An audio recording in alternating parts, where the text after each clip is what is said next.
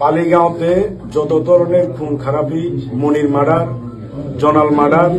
থেকে শুরু করে যতগুলা মার্ডার হয়েছে,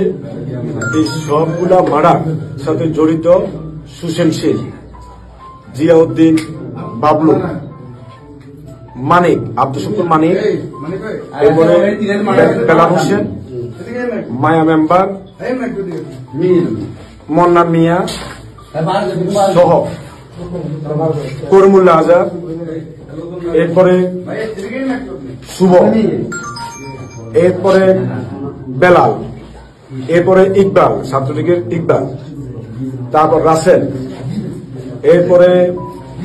হানিফ মেম্বার, ছোটন সহ আওয়ামী লীগের অনেক সন্ত্রাসীরা এটার সাথে জড়িত ছিল। এরপরে বালিগাঁওতে চুরিদারি থেকে শুরু করে যে সকল অপকর্মগুলা হয়েছে, এই সব কিছুই